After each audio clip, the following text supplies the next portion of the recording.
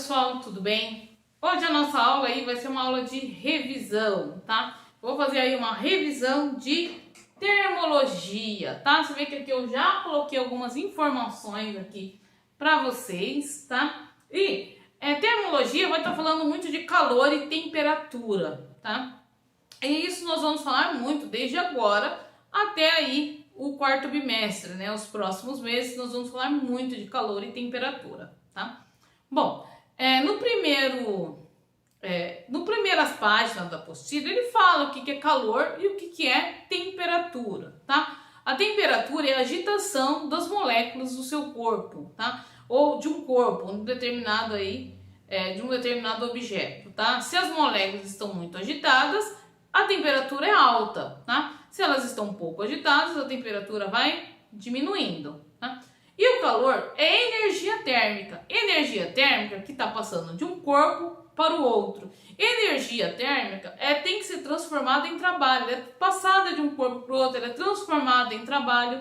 E ela sempre passa do corpo mais quente para o mais frio, tá? Sempre ocorre isso, tá? Há o que chamamos também de equilíbrio térmico. É quando dois ou mais objetos estão à mesma temperatura. Quando você pega aquele copo de Coca-Cola gelado, né? Você sente que o copo está frio e a Coca-Cola também, o líquido também está frio, tá? Quer dizer, os dois estão em equilíbrio térmico, tá? Bom, a ideia de frio também, aproveitando a ideia de frio, né? Frio é uma sensação de perda de calor, tá? Na física, o frio não existe, tá? É apenas uma sensação que você está perdendo energia térmica do seu corpo, tá? Bom, nós temos três escalas térmicas principais: a Kelvin, a Celsius e a Fahrenheit, tá? São três aí escalas térmicas. Nós usamos muito a Celsius, tá?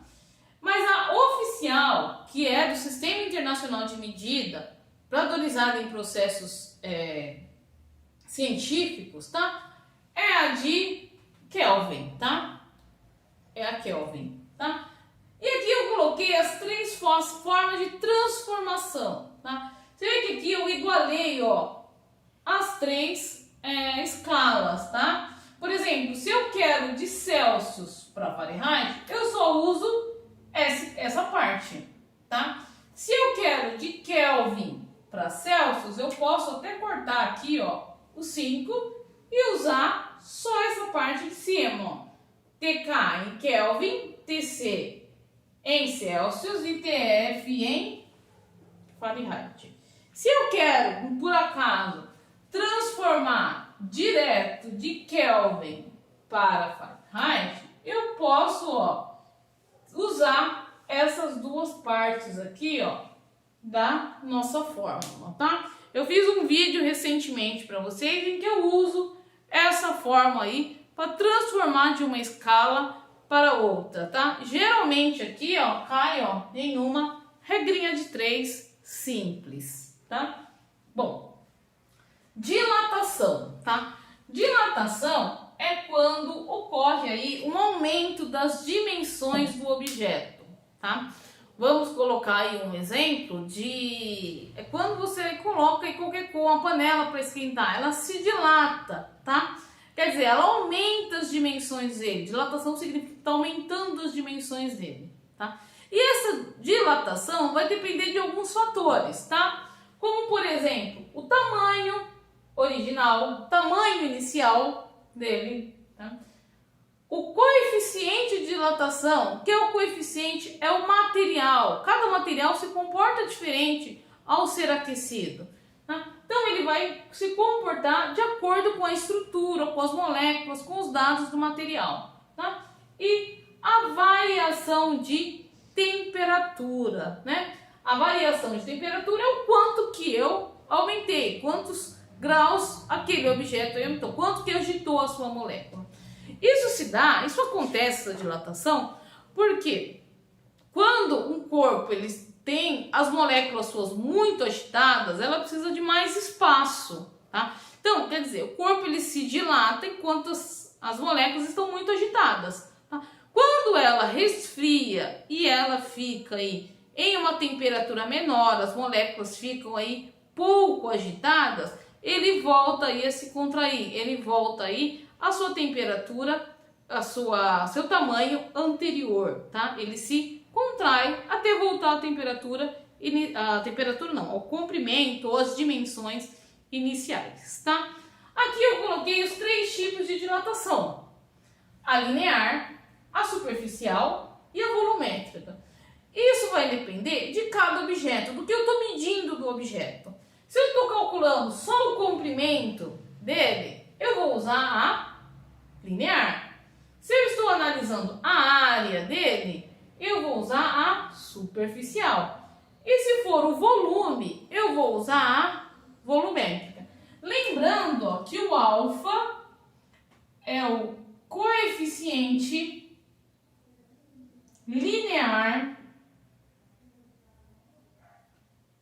de dilatação.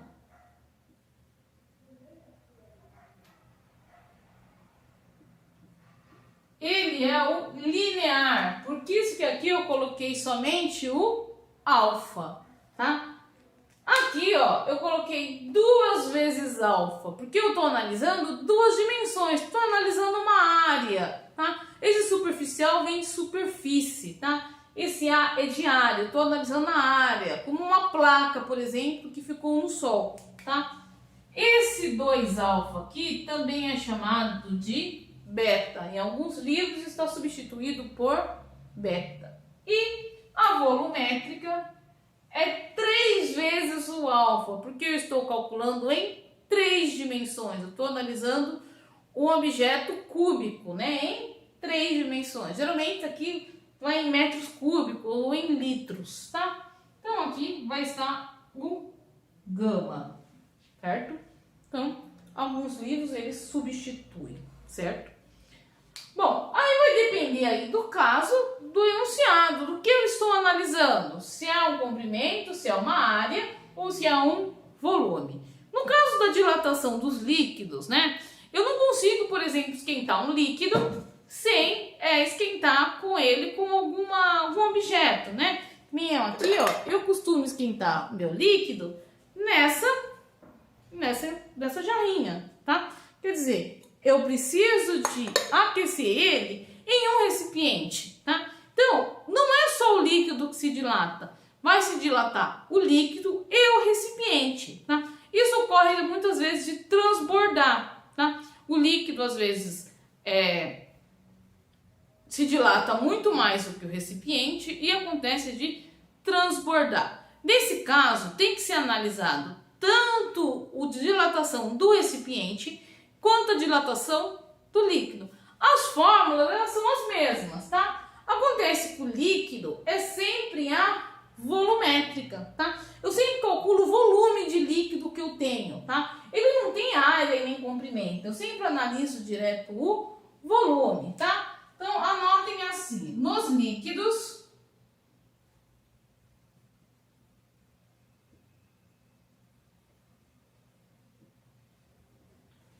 a dilatação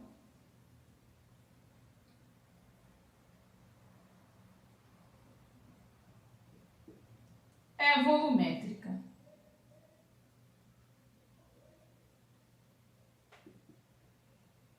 A dilatação, ela é sempre aí a volumétrica, tá? Porque aí, no caso, eu preciso analisar o volume do líquido, tá? Cuidado, porque às vezes em alguns exercícios ele aparece, por exemplo, derramou 30 centímetros cúbicos do líquido.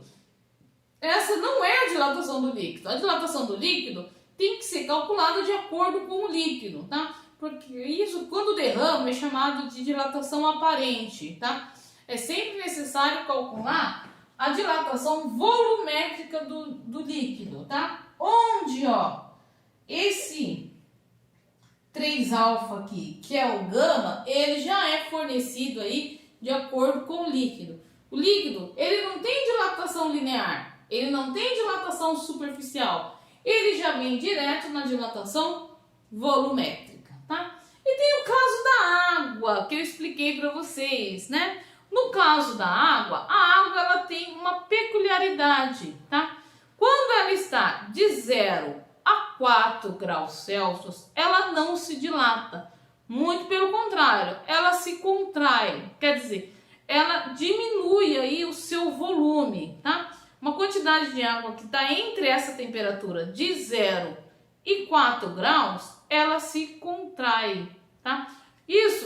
Graças a isso é possível aí em lugares congelados, né, em países que é congelado, preservar aí a vida dos nossos animais aí que vivem aí embaixo d'água, tá? Tanto em lagos, né, que vivem nos lagos que acabam ficando congelados em cima, como também em mares ou rios, né, que acabam ficando aí congelados no inverno e a vida se prospera aí embaixo, porque ela se contrai e mantém essa temperatura aí de 4 graus Celsius, tá? Isso é muito importante aí para a vida aí dos nossos animais, certo?